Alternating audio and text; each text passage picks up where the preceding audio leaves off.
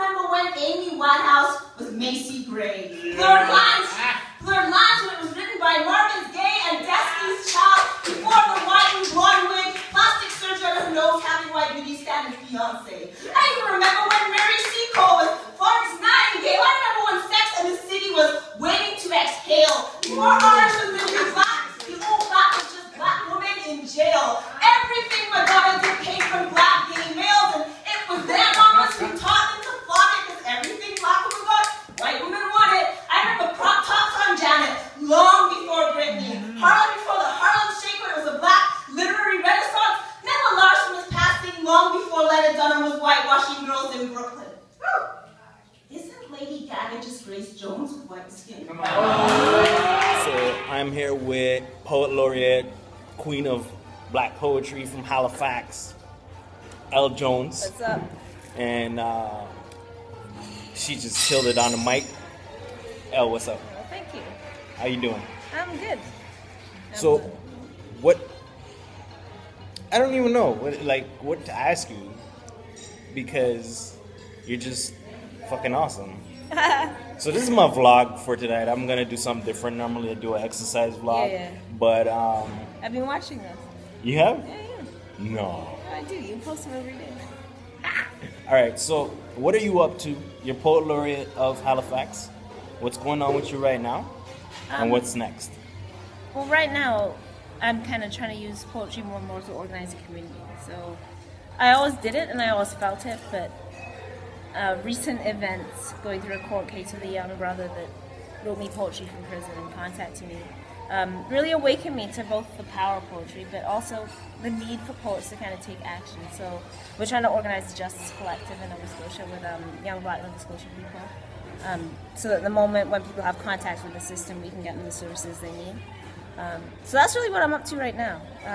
Prison abolition work. And what about, because you have 2 albums out? Yeah, those are kind of like hood albums. They're not like real albums. What happens is we record them in the hood, like at our studio, which is our youth studio, where we have a program for young people. And our philosophy is to meet them where they are. So we let them do whatever they want to do, really, and we just try to mentor them positively and give them examples of Black people that are strong in their identity, and then bring them to where we think they need to be, but without pressuring them. So I basically record them there. And it's just like good tracks. You know, it's not like an official album, but I just kind of put them together when I want to sell stuff. Okay. And how did you become Poet Laureate, and what does that mean for you? The thing about Poet Laureate is I'm alarmed by how much I enjoy it, because I'm anti-state. So I'm sort of like, I shouldn't like this title, but I feel like it's recognition in a certain way for what I do. So there's a kind of power to it. I guess the power that I like in it is that for marginalized communities that don't get recognition and don't get significance, when you sort of speak to them as an L, it's just like, oh, here's this poet. But when you speak to them as Poet Laureate, they feel like there's this recognition, the city is recognizing them in some way, and it gives people a power. So that's what is meaningful to me, just being able to go into communities, and when you speak to people, or hear their stories, or speak for them, and do poems about the issues that are important to them, I see what that means to people. And it's very powerful as an artist, because you can go anywhere and you can speak to anybody, really. You can't go into prison as a sort of regular person unless you're visiting someone in prison, but as a poet you can go in. I've gone into communities that have nothing to do with me in the sense of not part of my identity, but they're welcoming you because of art. So seeing that, and then seeing what it means to people to feel recognized, to be able to tell their story, or to be able to have somebody hear their story, and that's what I've really realized, that it's about listening in a lot of ways. So as much as we think that poetry is about speaking, the power of poetry is also the ability of someone to listen to them. So that's what I've experienced so far.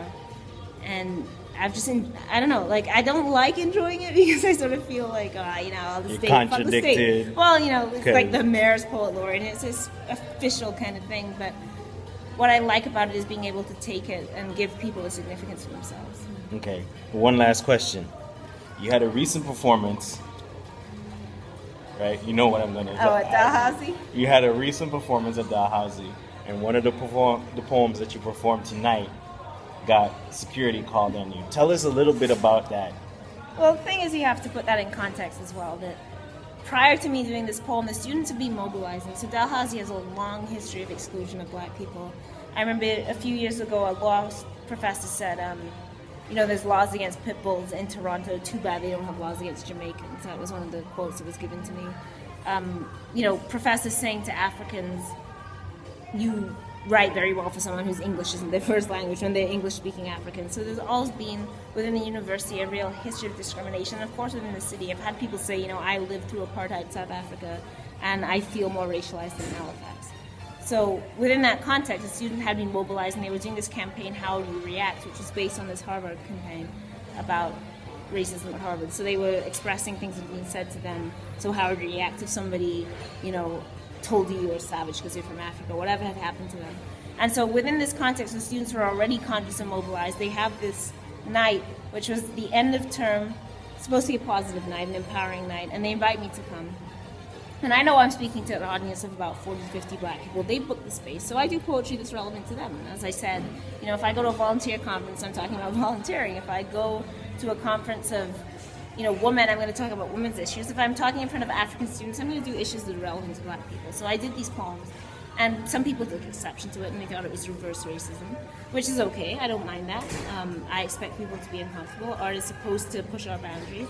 And they went and complained, and instead of just saying to them, well, these people have booked the space, so if you're uncomfortable, leave, because the employee who was the bartender felt suddenly uncomfortable, she decided to call security and try to get the show shut down, try to silence people. She harassed the student organizer. She didn't know who I was, so she thought I was just some student popping off. So she thought she could exercise power in this way, right? So she forced this African student, she wanted her to go up and shut me down, basically. And the student was saying, well, I can't interrupt an elder. This is my culture. Even if someone's one day older than me, I can't approach them and ask them to stop speaking. And she was like, you need to apologize to every white person in this place. Yeah, and the student was brought to tears because she was saying, I can't do this. You're asking me to compromise my culture. And I didn't find out about it from them because they wouldn't approach me. Even though I was the speaker, they were more invested in kind of harassing, shutting down, forcing people. They threatened to pull the society's funding if they continued to allow me to speak. They sort of wanted security to intervene and remove me. And I found out about it from white people because these white students came up to me and said, you're going to hear that white people complained. It wasn't us. Mm-hmm. We enjoyed it. We were entertained. We think we're speaking the truth, but... Wow. But these... I'll just continue. But these other white people are offended, and they had gone and sort of called out. Sorry about that. Yeah. Sorry, I didn't realize. Interrupted by. Interrupted by destroying the place. Talking about the destruction of art. Yeah, so there was art. White students that kind of intervened in the situation, and they were like, I call out so much white privilege this night. So they were really strong, actually. It was really good that they had kind of confronted and intervened. But at the time, I didn't really want to do anything because the students were so stressed. People were crying. It was the last night of term. They're in exams. So other students had sort of gone and done this apology just to calm things down. And I was thinking, wait, people, they've prepared performances. I don't want to, create the situation where we're going to get kicked out. And then I went home, and to a certain extent, I wasn't that bothered in that I've been to so many wars as a spoken word artist. I'm always like, thank God for spoken word because it makes you strong, Yeah. But then I just thought about how they treated the students, so I wrote this letter. And it kind of took off in a certain way. I think it ignited things that people had already been feeling. So when I expressed, I'm the poet laureate, I'm a professor. And I came and spoke about issues that were researched, that were grounded in history and were grounded in reality, but because people didn't know who I was in that context and I wasn't carrying this authority, this place thought they could shut me down, they could harass people and bully people. So I wrote a kind of 2-page letter, maybe more than 2 pages, maybe 3 pages, kind of laying it out and speaking as the poet laureate. And the minute you invoke this title, it was a complete sea change. Mm-hmm. So suddenly everybody's panicking because they're realizing that they thought they were harassing powerless people, and now this is a representative of the power. So what's been good about it is the students have really empowered themselves around it. So it kind of gave a catalyst for them to be able to organize. So they've made a list of demands that they're sending to the administration. They put a timeline on it. If it's not addressed in this timeline, they're willing to take action. The black sheriff, Phil Cooper, she's been heavily involved in terms of going to the president and going to people and really demanding on the part of black people in the university that action is taken around this. And I just sort of clarified for people how ingrained this sense of we're not entitled to the space in the same way. We booked the space. It was black people that booked the space. 40 to 50 black people and 3 white people walk out, and that's a problem. That's worth more than us speaking our experiences. So And then I bounced in the middle, right? Like this happened on Thursday, and then I come to Vancouver, so I sort of left out the people to deal with it. So I feel bad about that. I'm like, hold off the revolution until I get back.